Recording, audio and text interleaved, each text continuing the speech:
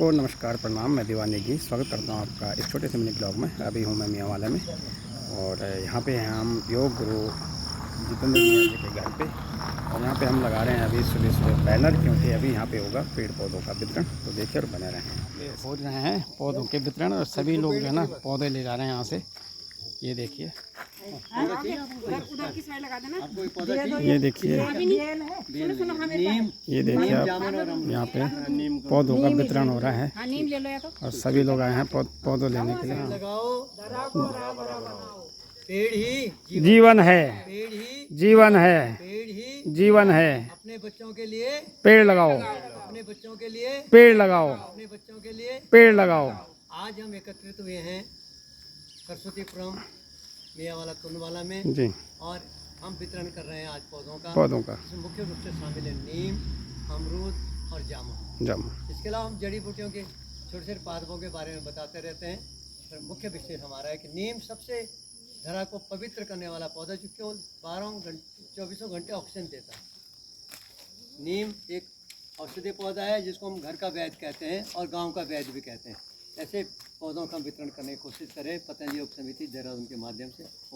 ओम ओम प्रणाम। पेड़ पौधों का वितरण हो चुका है और अब चल रहे हैं हम राम जी पार्क मियांवाले के लिए। तो अब सभी लोग चल रहे हैं मियांवाले राम जी पार्क में वृक्षारोपण के लिए। तो देखिए और बने रहे मेरे साथ मियाँ जी पार्क में। तो आज हम यहाँ पे कर रहे हैं वृक्षारोपण। तो देखिए और बने रहें मेरे साथ आज के इस छोटे से हैं मियांवाले पार्क में। और यहाँ ये है राम जी पार्क और यहाँ पे हम लगा रहे हैं पौधे। देखिए और बने रहे हमारे साथ। हमारे तुनवाला सेंटर के हमारे भाई साहब योग गुरु, यहाँ देख सकते हैं आप, बहुत पौधे यहाँ भी लगे हुए हैं राम जी पार्क में। अब हमारे गुरु जी आ चुके हैं ढोंडियाल जी नौकरौंदा से। प्रणाम आपके लिए। कैसे? नमस्कार भाई साहब, नमस्कार, प्रणाम आपके लिए। प्रणाम प्रणाम, क्या हाल से? वृक्षारोपण तीसरा दिन। ये देखो, ये गले भेंट गया। चलो चलो चलो, ये देखो जी, अब लग रहे हैं यहाँ पे पेड़। वृक्षारोपण का कार्यक्रम शुरू हो रहा है। पानी है ना भाई साहब। धन्यवाद। राम जी पार्क में नीम का पेड़ जो है यहाँ पे रोपण कर दिया गया है। जैसे नीम का पेड़ और सभी लोग यहाँ पे आए हुए हैं। पतंजलि योग समिति के जितने भी सीनियर लोग हैं सभी देखिए और बने रहे मेरे साथ आज के छोटे से। हमारे कार्यक्रम प्रभारी रहे हमारे भाई रणजीत सिंह जी, पार्क के इंचार्ज हैं भाई साहब। और उनके द्वारा यहाँ पे 2 नीम के पेड़ जो है हमारे जो गुरुजन हैं उनके द्वारा यहाँ पे लगाए गए हैं। बहुत ही सुंदर। ये देखिए आप, यहाँ पे सभी लोग आए हुए हैं, गुरुजी लोग वगैरह। और यहाँ पे अब 2 नीम के पेड़ लगा दिए गए पार्क में। और बहुत बहुत धन्यवाद आपकी समिति का भी, जिनके द्वारा यहाँ पे पूरा सहयोग किया गया इन पेड़ों को लगाने में।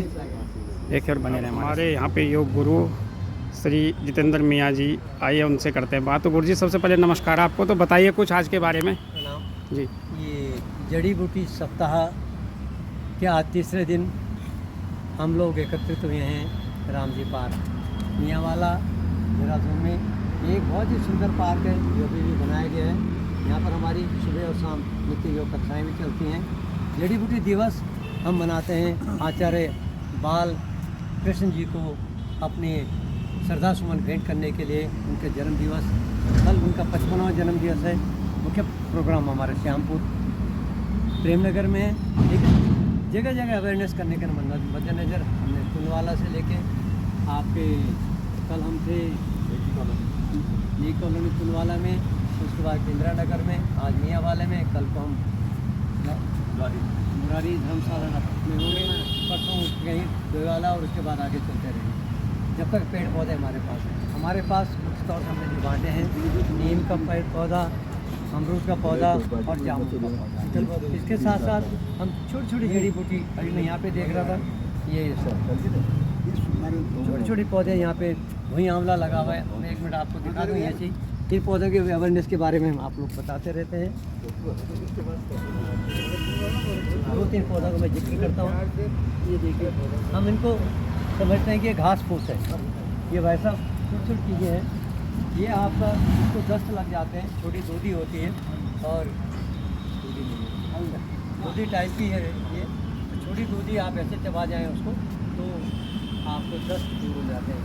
ये आपका लीवर के लिए बहुत छोटा पौधा, इसके पीछे वही आंवला, पुनर्नवर, मकोई, 3 चीज़ों को मिला के इसको काढ़ा देते हैं। इस तरह से हम अवेयरनेस बनाते हैं कि छोटी छोटी चीज़ें जो आपके चारों तरफ होती हैं। आपके दूध घास है, कमजोरी है, दूध घास का यूज़ कीजिए। आपको नाक में नक्सीर है तो उसके नक्सीर आने बंद हो जाएगा, 2-2 ड्रॉप डाल दीजिए। छोटी छोटी चीज़ें जो आपके चारों ओर पौधे होते हैं जिनका आपको जामुन का पेड़ है, कुछ नहीं, डायबिटीज़ 2-2 पत्ते चबा लो, बदबू मूँग से आती है, 2 पत्ते जामुन के ले लो, 2 आम के ले लो, 2 बेल के ले लो।